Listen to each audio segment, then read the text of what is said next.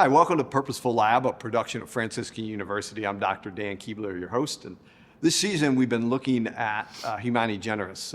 It's the 75th anniversary of that document, and we've been looking at how the church has engaged with evolution. And so we've looked at the document a little bit, but now we're sort of looking at some bigger issues that come from that. Just how do we reconcile evolution or science in general with sort of revelation, what we know by faith. And so my guest today is Dr. Logan Gage, a colleague of mine here at Franciscan University. He's in the philosophy department. He's a professor, full professor of philosophy.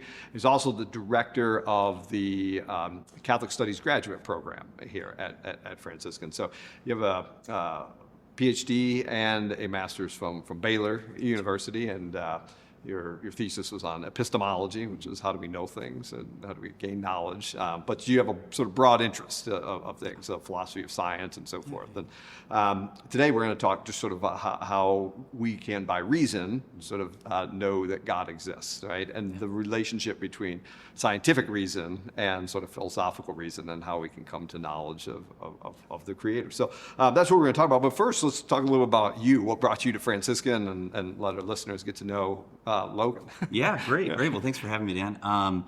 So I was at Baylor University for 5 years before this, working mostly on, I really like natural theology and epistemology. I've always liked questions about God's existence and that sort of thing. And I came to Franciscan. I got very lucky. You know, not all PhDs get jobs, and right. not all of them get jobs right away. I was very lucky. I wanted to teach. Since I was younger, I wanted to teach at sort of a small, at a small Christian liberal arts school. When I became Catholic, of course, I wanted to teach at a Catholic one. So I wanted to teach at a Newman Guide type school, like here or Dallas or Ave Maria, something like that.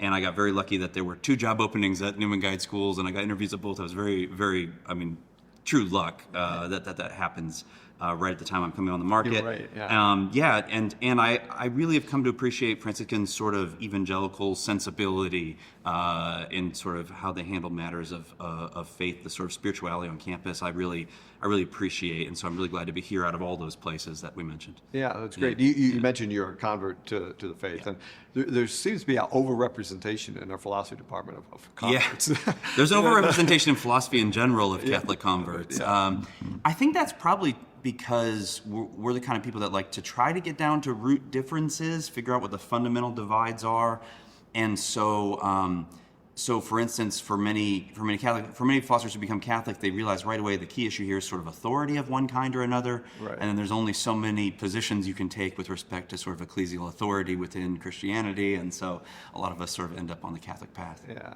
that's great. Well, before we jump into our topic today, I did want to mention your work on John Henry Newman, and this past fall you were in Rome for the declaration of him being declared a doctor of the church. And so just briefly, what is your work that you've done on Newman, and what's got you interested in that? And also, in relation to that, I think about evolution and so forth, the development of Christian doctrine, and how does that play with our understanding, say, of original sin from an evolutionary perspective or not? What is the difference between a development and a corruption of doctrine? So long question there, but maybe you can go through all those little piece by piece. But first of all, about your relationship with research on Newman.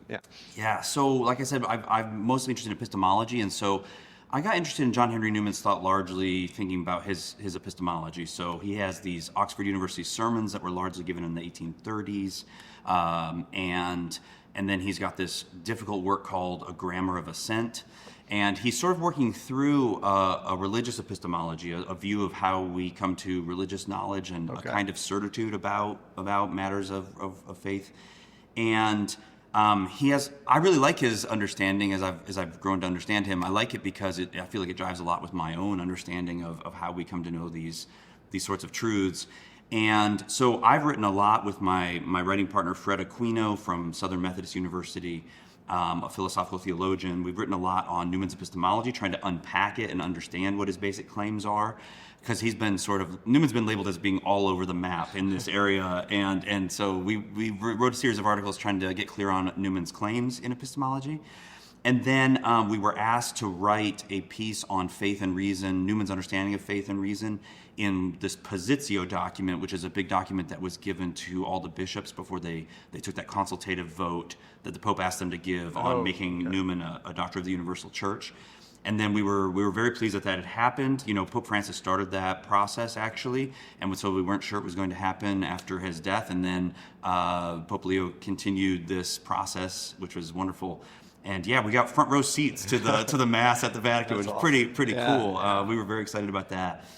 The development of doctrine thing is quite hard. So one of Newman's things that he's really known for, I'd say he's known for a couple things. He's written a lot on conscience, faith and reason, and certainly this idea of development of doctrine. He has a major book on the development of doctrine. And what he tries to do there is sort of lay out key hallmarks of authentic development versus corruption, as you said. Yeah. And I think he's just at the beginning of that process. I think it's an exploratory work where he's saying, hey, here's 6 markers of these things. So for instance, you want it sort of to fit the inner logic of the new position. You got to see it as some kind of an organic unfolding of a previous position. It doesn't have to be the exact same, but it can't in its heart be different.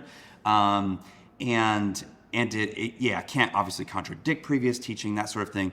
But it's really difficult but this is one thing Newman emphasizes in his understanding of knowledge, is knowledge constantly calls for kind of personal judgment. Things aren't just black and white all the time, and it takes a kind of reflection and a kind of intellectual virtue to try to find the truth in these difficult and disputed matters. Yeah. And so maybe some people think that, oh, you guys are just changing the doctrine of original sin, and this isn't. But part of what Newman points out is often it's only in hindsight that you can recognize the authentic development. It's very difficult when you're in the midst of these disputes to figure out, is this a corruption? Is this a corruption? Or is this... Now, there's some things that are just obviously corruption. If you just say, oh, it doesn't exist. Our complete teaching on sexuality has always been wrong. I mean, well, obviously. Yeah. Yeah. But you know, hardly anyone takes that kind of position. So it almost always calls for a real kind of discernment as to, is this authentic development that's reaching out and unfolding something that was really received early on by the church, or is this a new direction? But it's hard because we always want church teaching to be in dialogue with new developments, whether it's in modern science or anywhere else. It's always on those borderlands where we're trying to apply the older teaching, and it's very hard to tell whether that's authentic or not. Yeah, but Newman gives 6 hallmarks to try to help guide us, but they're not positive tests. These are not, you know, test tube things where it comes out blue or green, and exactly. They're judgment calls. They're judgment calls. Yeah. And so part of what Newman's idea, and the other thing Newman's really well known for, is a theory of education, and this ties in because what he really thinks a good liberal arts education ought to be doing for us is increasing intellectual virtue in us, by which we just hone our sense of personal judgment on these things that are really difficult, and we do that by encountering great minds. We do that by encountering great texts. We do that by encountering professors and others that we disagree with and taking on their ideas and trying to see it from their point of view. And we develop that sense of personal judgment that you just can't escape. I mean, on anything complex, you just can't escape an element of bringing your whole self and your moral being to kind of judge, what is the truth here. Yeah, and it's interesting because a lot of these things with the faith, these teachings of the church, they're mysteries at heart. And it's not like they're irrational, but there are a certain depth to them, and so it's not a black and white A equals B equals C, and that this is new knowledge, new insights that different minds have need to be reflected on. How do we understand this concept now with this new insight? Does it actually have anything to say about this concept, this new insight? But there also needs that, but this sort of, like Newman seems as this working out of these principles, you need something to be judging at the end of the day. Otherwise, everybody just goes everything's open. Right. And with regard to evolution in particular, so he's obviously a 19th century man, and so he starts to encounter these ideas. I tried to read at one point everything he had ever written on evolution. It's not very much, and it's not very deep. It isn't clear to me that he really understands the Darwinian mechanism at all, but he has a general sense of development. He's certainly not opposed to that. I think his main advice was a kind of caution that we ought to encounter these ideas slowly, and he has a deep faith that the church will work these things out over time and come to arrive at the truth on these matters. And so he counsels a kind of, like, this is the thing I like about the Catholic spirit, is take the long view And maybe these things are that don't look at on the face of them as easily reconcilable, whether it's about Adam and Eve or original sin or whatever, or polygenism and so forth. But he sort of counsels, take the long view and let's argue about these things. And maybe posterity, like our children and grandchildren, maybe they'll be in a better place when they see the things that we've, written and argued. Like he has some faith that in the future the church will work these out.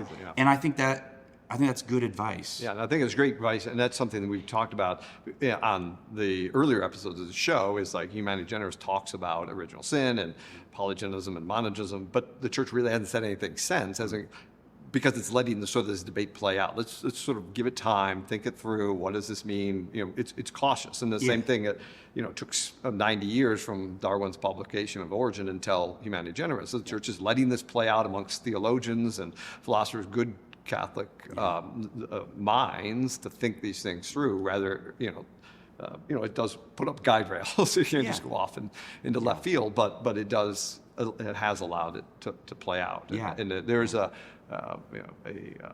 and Benedict sees the same thing. There's this confidence that the church will eventually get closer to the truth rather than further away. So, great. On this episode, so what I wanted to talk about Newman. It's always good to talk about Newman, but to look at sort of arguments for God's existence, because if you look at Scripture, there's many passages that point about the connection between looking at the natural world and that being revealing God. If you think of like Wisdom chapter 13, where it says, I'll paraphrase this poorly, but men are foolish who did not, by looking at creation, see the Creator, the author of the creation behind it. So looking at His good works, we're foolish not to see that. Or, I think St. Paul says this in a couple of the letters. Talks about, I think.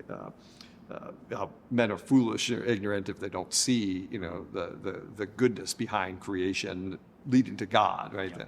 So there is this sort of connection in the Catholic tradition, and also the Catholic Church, which says that by reason alone we can know that God exists, right? And so, but a lot of these traditional arguments, like for the existence of God, are sort of philosophical. They are philosophical in nature, but they do start with observations of the natural world. So maybe you can just sort of say, how does observations of the natural world, like what we moderns might say scientific knowledge in some modern sense, but how does that lead to these arguments, philosophical arguments for God? Yeah, great question. These things are really hard. I have a lot to say about this. So one thing is we are told that it's by natural reason and not just through revelation that we can know that God exists. At the same time, that's a difficult teaching that calls for a little bit of care. So we aren't exactly told in Vatican I who can do this. Is it the case that everyone, regardless of their mental state, can? I mean, by the way, so there's a great paper on this from the Dominican named Fergus Kerr, who just recently passed, I think this last month, and it's called something like "What Vatican I Never Said." And it's because it's a careful teaching. What it's trying to do is reject a kind of fideism by which we can only know that God exists by revelation. Because obviously the scriptures, as you say, indicate that we can know God's existence, His power, His divinity from the things that have been made, as St. Paul says in Romans 1, where he's paraphrasing that Romans 13 passage. The Wisdom 13 passage. It's not clear, though, that all of us can do this. So St. Thomas Aquinas, for instance, gives these arguments for God, and he's like, hey, guys, these are really hard. Almost no one can follow them. It takes years and years of training and discernment to really be able to understand the fundamental principles and see clearly the truth of these arguments. And so he's like, hey, thank God God gave us revelation, too, because that way we have a second and easy way to know that God exists, and there's an easier path for most people. And Vatican I, for instance, was asked, well, can everybody do this? And they specifically declined, the committee specifically declined to say whether everyone can do this. They were also asked, can everyone do this? Is it in their unfallen nature or in their fallen nature that they can do this? It's a big difference. And they specifically declined to pronounce on that either. But so they were really just rejecting a kind of fideism by which we can, so clearly we can know something of God from the natural world in principle from the things that have been made. The other thing I would note about that is we very quickly move and kind of think in our heads, well, that means there must be these arguments for God that everyone can know by reason. But Wisdom 13 and Romans 1 don't say anything about arguments. They just say from the things that have been made. And this is clearly in a rather this is supposed to apply to everybody, that everyone's without excuse given what's been made. They should know that there's a moral, good being, a creator of all things, something like that, an intelligent and moral being. And we're told that they're without excuse, but not all these people have encountered philosophical arguments, surely.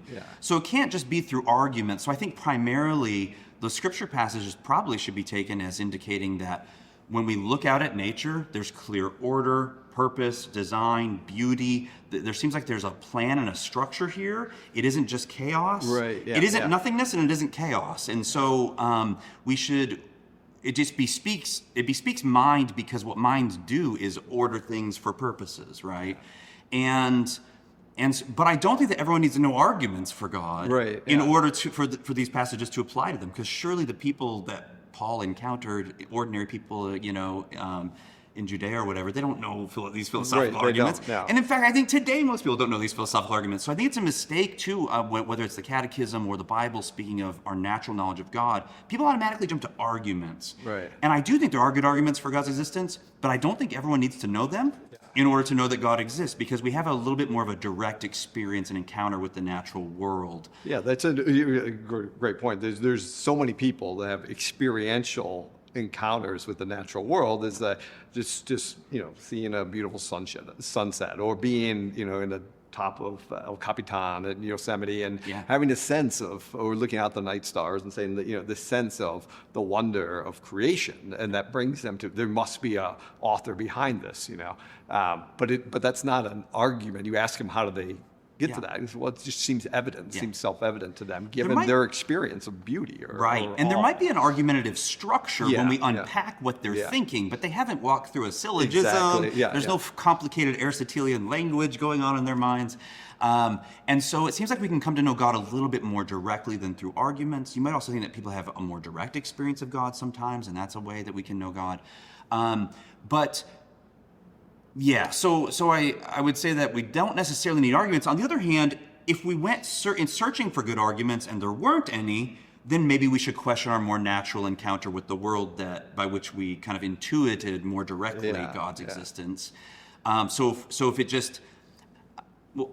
instance, if it turned out that, it's just these people encountering pretty sunsets, there's some sort of biological mechanism that looks kind of haphazard and not there for any purpose, and it just makes them feel ooey gooey when they see sunsets, and they immediately have God beliefs, we might discount it more than if we thought, no, this is a real sort of intellectual discernment that nature is gratuitously beautiful, that it doesn't need to be this beautiful, and so forth.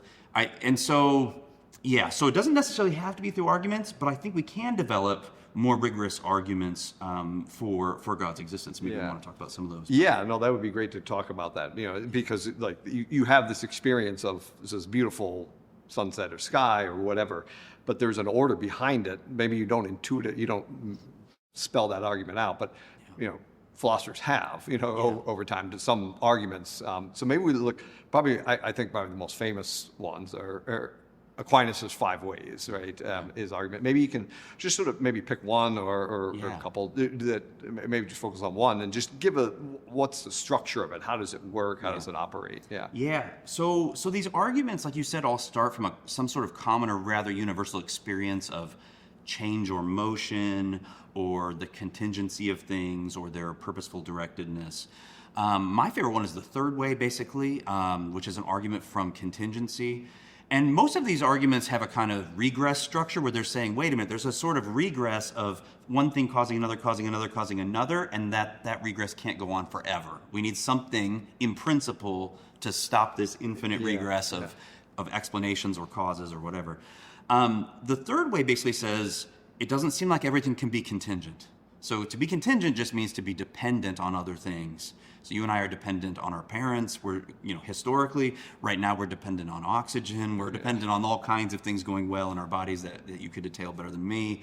And it seems like when you look out at the world, none of these things really have to exist, whether it's the trees or the animals or just the earth itself certainly doesn't have to exist. It all looks like it doesn't have to be here. And so what philosophers have always asked since since the earliest times is something like, can everything be like that? Can everything have sort of borrowed or dependent existence? It's like a big series of dominoes, and everything seems dependent on previous, and other things. Can that go on forever such that everything depends on something else? Well, it feels a little bit circular, right? I mean, it feels like, wait a minute, everything depends on something else? What? We might put it like this. If everything has an existence it's sort of borrowing or taking from elsewhere, it's like if we just passed along money and we didn't have any theory of where the money came from, it's just kind of strange. And so you can't pass along what you don't already have, for instance. And if nothing really has existence in itself, then it seems like where are we getting this existence that we are passing along from thing to thing? Yeah. And so it's sort of like, I don't know, maybe an analogy is something like boxcars that don't have motion within themselves on a flat plane, and you see them all in motion. It doesn't really matter if there's an infinity of them. They don't have motion, the principle of motion within them. So you need a different kind of explanation to explain why they're all moving. You need something outside that system, like an engine that has the power of motion. Similarly, you need something, it seems, with existence itself that isn't getting it from somewhere else to give existence to this, even if it's an infinite series of contingently existing things. That whole series needs a reason or explanation of its existence. And that reason or explanation can't be another merely contingent thing that just happens to exist. It's got to be the kind of thing that really has existence within itself.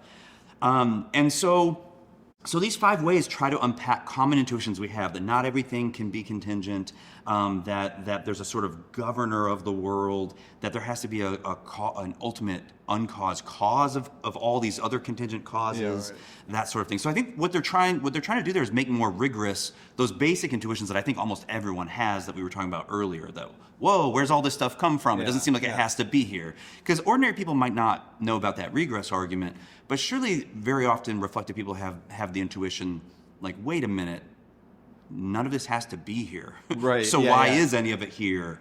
And the best explanation is, well, there's really something that does have to be here. Yeah. No, that's right. And these, 5 ways are not something that the science can disprove, right? They're not in modern empirical science. Yep. There isn't something where I can sit down and figure out this contingent being and explain how scientifically why it exists, I think rather that's than right. why it's not contingent, or why motion happens at all, why things move, right? I think that's right. The only thing I would say is that they do, as you said though earlier also, they do rely on a kind of empirical or observational premise, but they're ones that are so general and universal that they're very, very unlikely to be overturned by further sorts of observations. Yeah, so we'd have to observe that motion doesn't doesn't actually exist. There are classic arguments. So in the history of philosophy, there are very classic arguments from Parmenides, Zeno of Elea, his disciple, and other people to argue that, well, it sure looks like there's motion, but there cannot be. So it's possible that we can argue against those premises, but they are very solid, universally experienced ones, that they're pretty good starting places for arguments for God's existence. We don't want to run down that It's an infinite rabbit hole. Exactly. We'll never get to the bottom. Yeah. You can't. So let's look at some ways in which people have taken sort of observations, sort of scientific observations, and try to build arguments for God, and maybe get your opinion on these. And so I'm going to start with one of the most commonly used ones nowadays.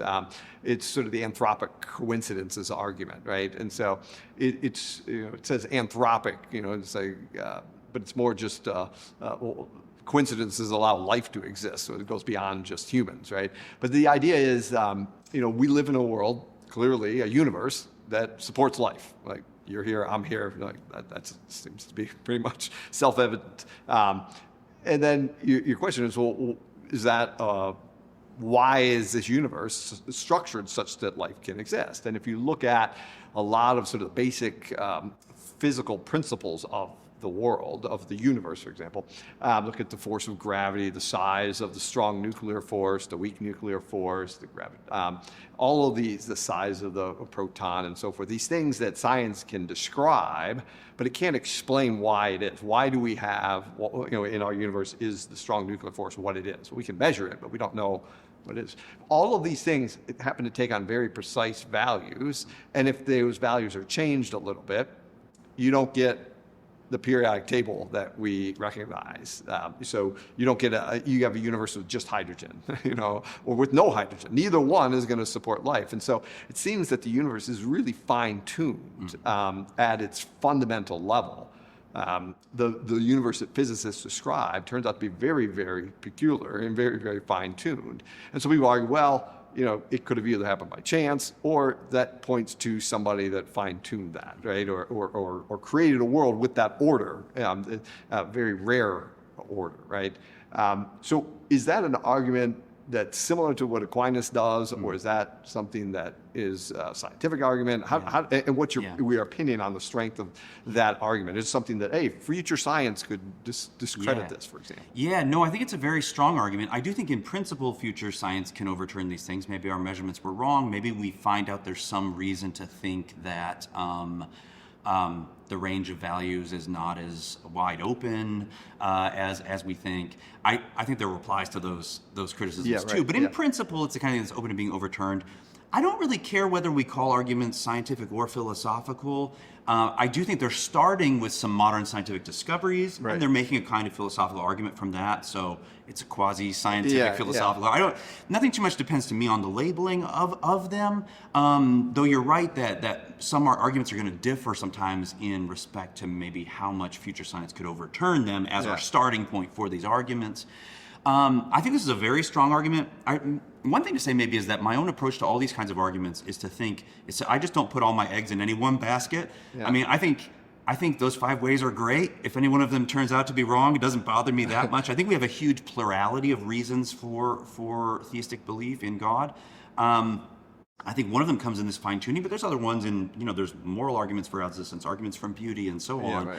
Each one of these I take as kind of a piece in a larger mosaic where you can pretty clearly see the pattern, and it doesn't matter if a few pieces are missing, because the larger structure is really clear. But I think this is a very good argument for God's existence. It's typically been framed as a kind of, in philosophy, as an abductive argument, a kind of comparative argument, where we have this data we're trying to explain, which is, boy, we seem to have a lot of these laws and constants that are very narrow, have some very narrow, tuning out of a really large range of possibilities. Yeah. So it feels like we're just hitting the bullseye over and over and over, and that pattern calls for a kind of explanation. And in particular, as you said, these are the kinds of parameters that allow for sort of large conscious life, and it seems like that's a really good thing. So the force of gravity or the cosmological constant, these kinds of things that it looks like if they were slightly different, we just couldn't have any. It's either like gravity could pull back in on itself, or be so running far away that nothing. Get stars. You're not going to get stars and things forming, or when it comes to gravity, you need things with a large enough brain, but you also need them not to collapse back on themselves. It's this very actually narrow parameter, and this is a surprising discovery. I think it doesn't seem like it has to be the case that only these narrow ranges would allow for medium-bodied conscious life or something. Yeah. So it seems surprising, and it seems like it's all kind of geared towards something roughly like us. And now the criticism of this argument I don't take to be very good. But again, it's a comparative argument where we're kind of comparing on this non-God hypothesis, how expected is this data? Yeah. It seems like really surprising if God doesn't exist. If God does exist, it seems not too surprising that we would be right in this sort of range. We could talk about some of the criticisms of the argument. I think they're really interesting, but I don't know if you want to go that far down the rabbit hole. I think that's interesting to talk about. One of the criticisms that I've heard is that they can all, that maybe they can't. There's a whole range of values. Maybe they could be, but maybe it's. There's some like underlying theory where they're all related and they all have to be that way, and we'll understand like superstring theory or something that says, no, this is the only way you can build a universe, right, is through this. But that doesn't, to me, detract from the fact that, then why is it the only way that we can build a universe like this? It seems like God, if God exists, right, God could build any universe he wants, right? But this is the one that happens to be there and has a huge amount of order there. Whether it's he clearly there's some options there, right? Well, it seems to me like exactly. So one of the objections here is that there's some sort of grand unified theory that underneath these principles would tie them all together, give them the exact values that they have. But that seems to me to relocate the problem of design just from the laws and constants and their fine-tuning down to this principle, which is itself surely fine-tuned to give these exact, outcomes. And you would need a really good explanation of why this one principle not only unifies them all, but does so beautifully in such a way that is also geared toward, so the ultimate fundamental principle is also geared toward conscious life? Right. Okay. Well, in our universe. And it's clear, from talking to physicists, that you, even if that turns out to be that underlying fundamental principle is geared towards life, God could create a universe with a different underlying physical principle. So the fact that we're in this one, right? It's not a necessity, right? A universe, anytime a universe is created, it has to have this. It's not. It's not there. And sometimes people have objected, well, wait a minute, we only have one universe to observe. So David Hume says something like this, I don't know, how are you judging? I mean, he's not aware of all the fine-tuning, but he's aware of similar sorts of ideas, and he says, well, wait a minute, how do you know this is all... It seems like we can't make any probability judgments here because we only have the one universe to observe. But I think that's a mistake because we're not really judging a statistical probability. Out of all the universes that are real, how many of them have this sort of fine-tuning? We're not asking that. We're rather saying that it looks like all those parameters are wide open and it has a very narrow range that would hit the jackpot, and they all did hit the jackpot. It's not really about our observation of it. It's about objectively, why is it this way? So we don't need a huge series of examples to draw an inference about because it's not a statistical inference out of all the good universe. It's rather a judgment about why are things this way when they don't have to be this way. And physicists can model, if we move this is what's going to happen, right? And so that gives us sort of a good cause to think that no, this is special or some way, shape, or form. Yeah, that's right. What do you think? Another is just there's a there's an infinite number of universes. If that's the case, then that explains it, right? So to me, the basic question has always been on these multiverse theories is it seems like there has to be some sort of universe generating mechanism. And whatever that turns out to be, if it's something that's spitting out either random universes or only very orderly ones, either way, it itself has to be a sort of fine-tuned to produce these universes in some way.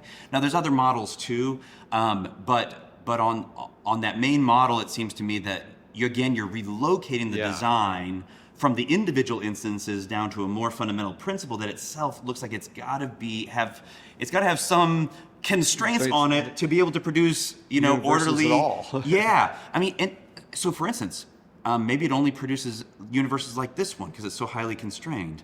Why is it like that? Or on the other hand, if it's made to vary all these parameters, why is it doing that? And why is it spitting out universes at all? It's got to be something really cool, whatever it is.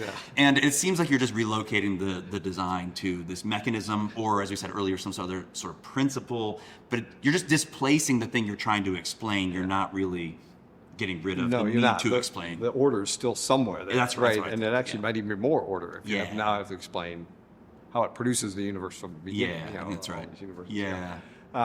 Great. So another argument that is often made is specific to evolution, right? For God's existence, and this is it's called the intelligent design argument. I refer to it as the biological intelligent design argument, just to distinguish it from Aquinas's ways, right? But the way would argue that there's certain structures that are too complex to have evolved by natural process. Based on what we know about natural processes, natural selection, other natural processes, this structure, say the bacteria flagellum or some structure, couldn't have evolved, right? And so, therefore, there must be some other cause of that.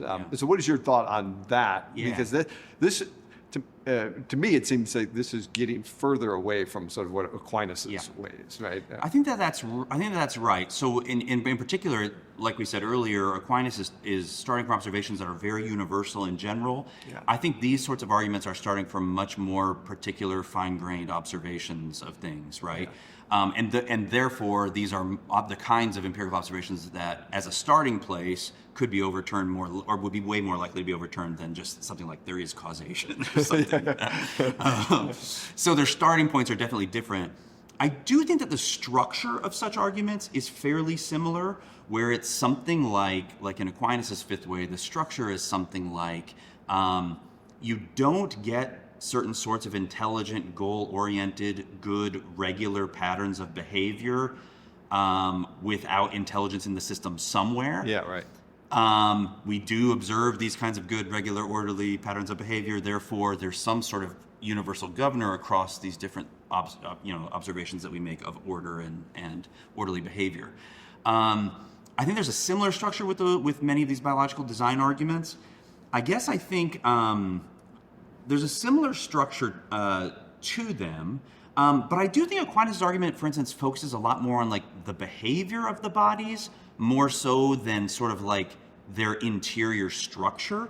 Although that's a little bit debated, because in some of Aquinas' formulations here, he is talking about, in particular, like several discordant parts coming together to perform a function.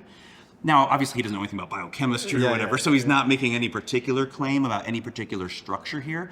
But I think he thinks that everywhere we look, we see this good, regular, orderly behavior, whether it's even just in chemistry. I mean, just the regularity of chemistry. Yeah. Chemistry doesn't behave in any old way. Right. Yeah. These are highly structured, atoms, and they have very regular patterns of behavior, and so forth. I think he's thinking at every level we see a sort of orderly structure behaving for purposes. The modern design arguments, though, do have, again, more of a comparative.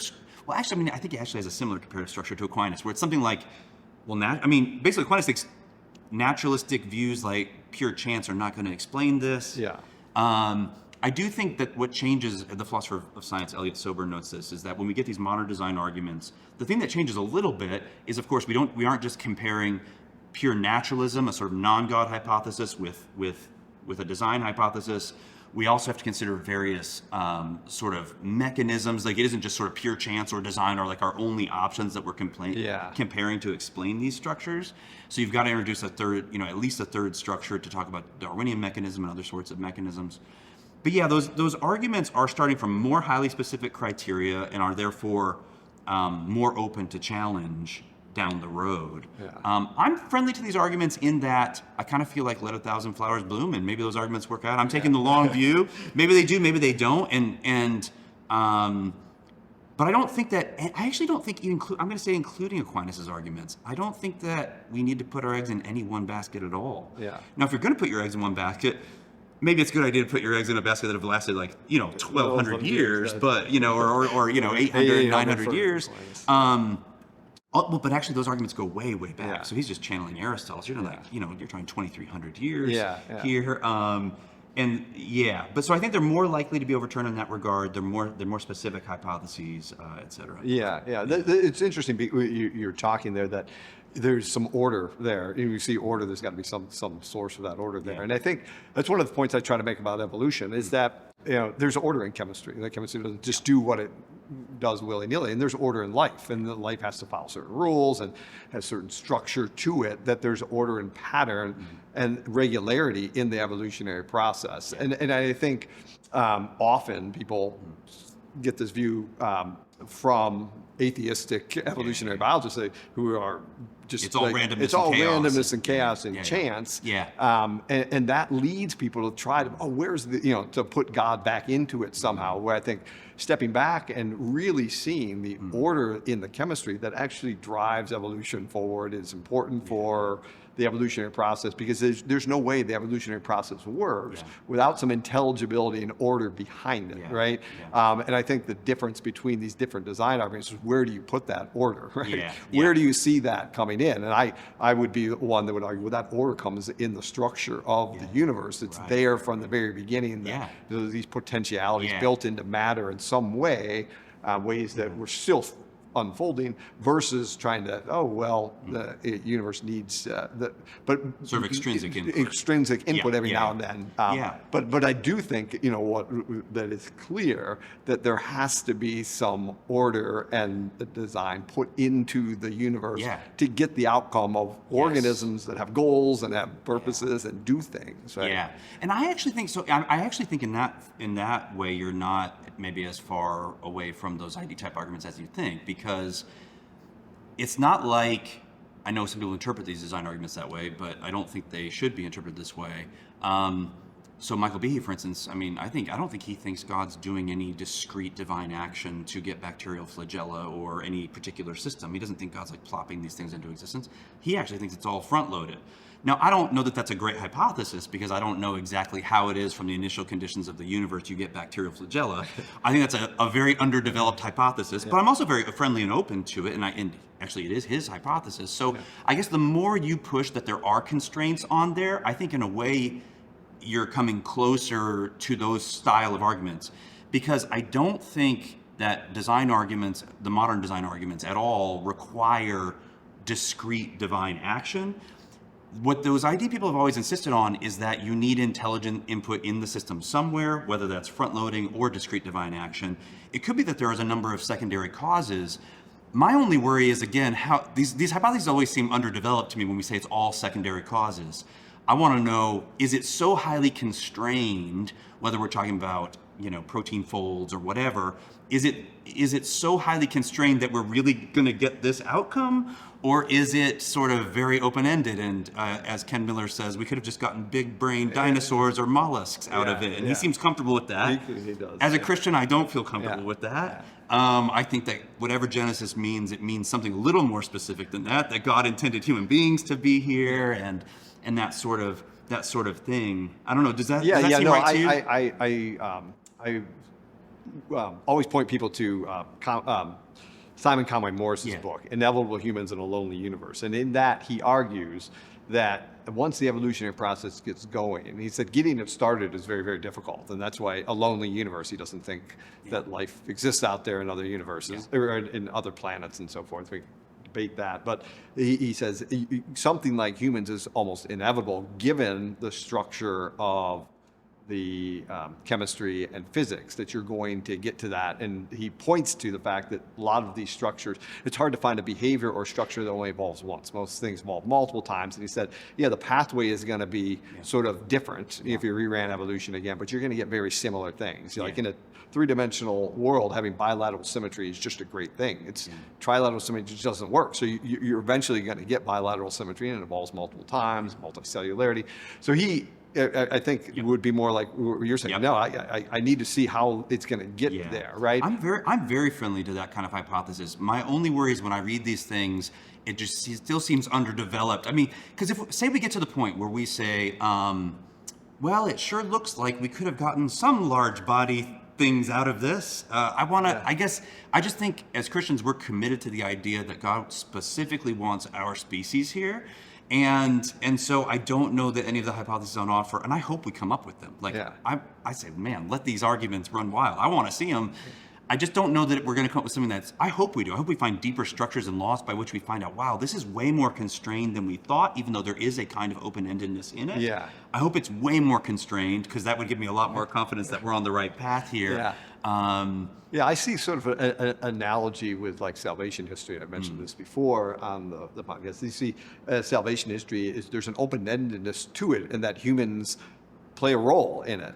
But at the same time, there's a structure there that God's going to, incarnate as the second person of the Trinity and die for our sins and so forth. But humans are there. It's very messy, right? Think of all the things that happened in the Old Testament and where it could go off the rails. And I think, but there's an underlying structure there that keeps things moving towards something. And I think that's similar what we have with evolution, that there's all this processes that can happen and seems kind of messy, but there's an underlying structure there that eventually brings things but in the salvation history case, it's like God's there to guarantee the outcome. And so when I hear these hypotheses, I'm very friendly to them being constrained by other secondary causes God's put in to constrain it. But I worry that unless we bring it closer and closer to human beings, then it's still a little too open-ended, unless you're willing to just say, God's doing something else that we don't know about yet to constrain it so that we actually get human beings out of it. Yeah. And I actually think that that's probably true, and I hope that it is.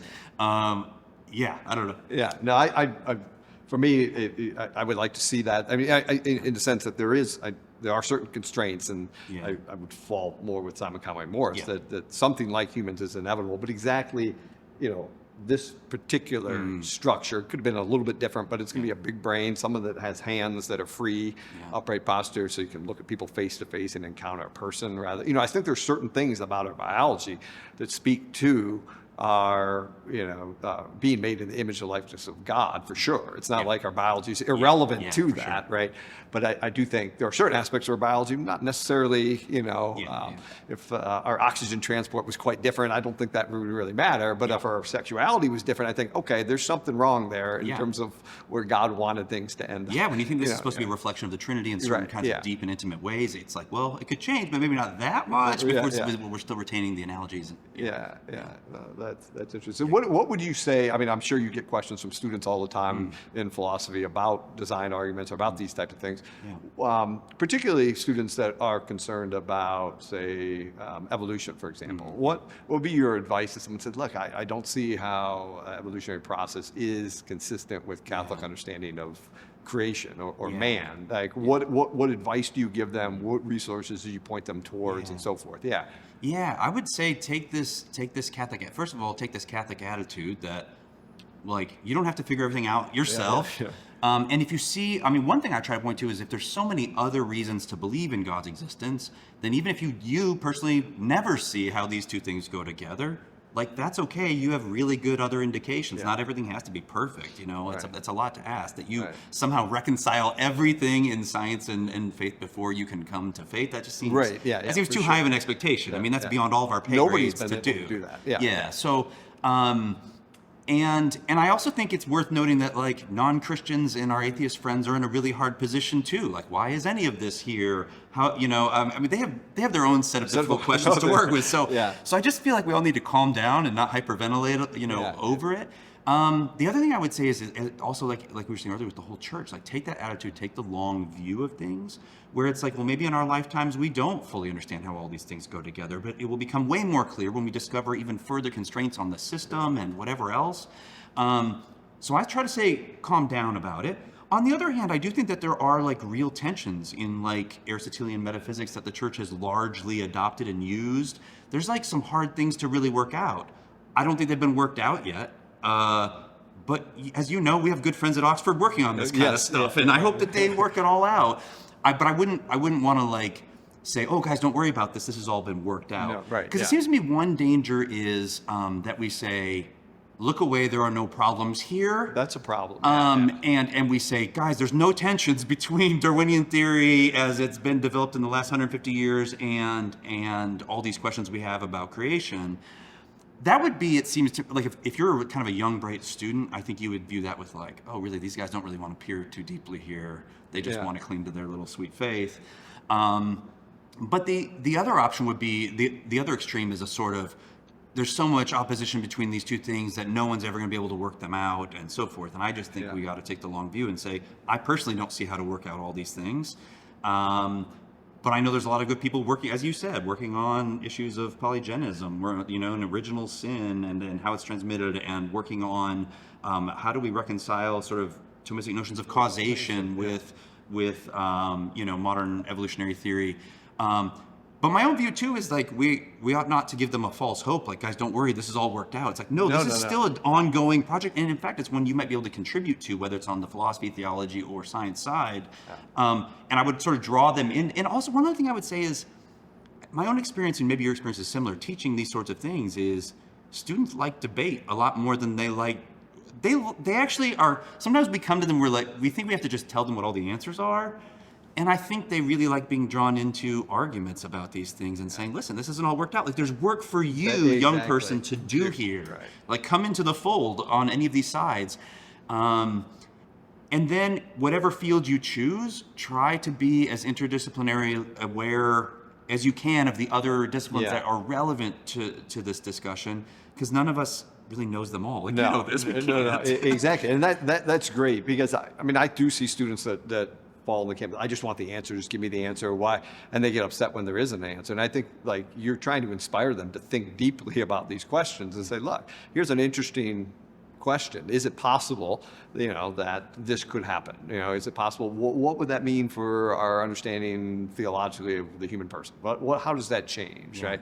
If an organism, is able to evolve into a different type of organ, what does that mean Thomistically and Thomistic metaphysics of, the form and the matter? How does that change, right? And these questions are interesting, and you start to get people inspired to think about these deeper questions, and that's what life at a university is meant to foster. And that's one of the things I like about Franciscan, being the size of it, that I've been able to interact with my colleagues in theology and philosophy and so forth. And so, in my book, I have a whole chapter on Thomistic metaphysics and evolution, and that's only possible because of my colleagues in the philosophy department that took the first version of that chapter and ripped it. So you can't say this, but learning from colleagues, and that's something like in Humani Generis and other, the Pope says, for people learned in these disciplines and experts in theology, philosophy, and science to have conversations about this. It's not scientists go over there and figure it out, philosophers you go over there and figure it out, theologians and then we'll fight it out. But it's has to be a dialogue and an understanding and a humility. I think that intellectual humility that is so key. And it seems like to me, like on the science side, there's got to be some humility that our current theories are not really our final theories. We can't just take them as given and then rework theology in light of them. Yeah. At the same time, it's very hard to. Sometimes we have very general theological and philosophical principles, and it might not be apparent on the face of them how we can work that out with sort of underlying causation and evolutionary theory or something. But I don't know, we just started trying. I mean, maybe they can be worked out. And so there has to be humility on that side too, that, well, maybe these things on the face of it, there's a conflict, but when we think more deeply about the principles, we'll find out that, no, there's a synthesis that can be had here. It's sort of humility to my mind on all sides. What else are we going to do? It's complicated. And it calls, again, for this kind of personal judgment that Newman was calling for us, is like, we're all trying to do the best we can to piece together a very difficult, serious, string of evidence that we have, and we got to try to go like this and put them together. So, I think it's the philosopher Nicholas Rescher. I think he says the one thing we know true about science is that our theories today are, if past history is anything, are not fully developed. That we're going to find, there's something that we're missing. And I think in my lifetime. My academic life, you've seen a big switch in sort of our understanding of evolutionary theory that used to be, it's all about the gene selection. Think about like Richard Dawkins, and that's sort of passé. And now there's more of a holistic understanding of it's much more the environment or the power of the organism, seeing the organism as a whole. It's much more and the plasticity within the organism. And so you see this change in one generation, right? So. And that's people looking at evolution in a different way, using different tools, different theories, and it's still thinking that evolution can be explained in natural processes, but it's much more organism centered and interesting to me. It's more relevant to our everyday experience of biology of the natural world. Absolutely. Absolutely. It's great. Well, it's been wonderful having you on. I think we could go on for another hour or two talking about these concepts, but thanks. I appreciate your insights, and thank you. Wonderful having you on, Logan. Appreciate it.